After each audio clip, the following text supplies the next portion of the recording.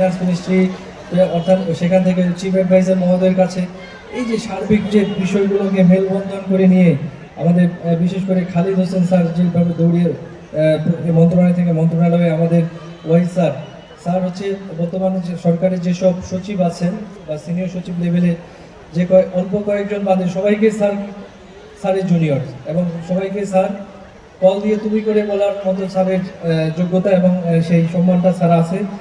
এই জন্যই এই কাজগুলো সহজ হয়েছে এবং আমাদের সর্বোপরি জনাব মোহাম্মদ তৌহিদ হোসেন এনডিসি স্যার মাননীয় পররাষ্ট্র উপদেষ্টা মহোদয়, ওনার যে হাই প্রোফাইল, আমি মনে করি যে বাংলাদেশের বিগত কয়েক বছরের মধ্যে one of the best diplomat ever produced in Bangladesh.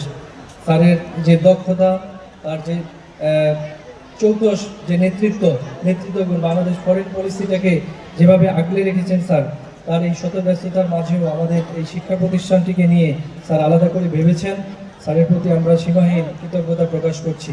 আমরা শুধু এই স্কুলটি সরকারিকরণ নয়, এই অল্প সময়ের মধ্যে এই ইন্ডিয়ান গভর্নমেন্টের এই স্বল্প সময়ে মাননীয় পররাষ্ট্র উপদেষ্টা মহোদয় তার দায়িত্বে থাকাকালীন আমাদের আরেকটি রায়পুরা চরাঞ্চল থানা স্যারদের প্রচেষ্টায়, কিন্তু স্যারদের পরিবারের সদস্যবর্গের প্রচেষ্টায় আমরা পেয়েছি। আমি স্যারদের জন্য আমি সভাপতি হিসেবে সবাইকে বিনীত অনুরোধ করছি আরেকটি করতালি দেওয়ার জন্য।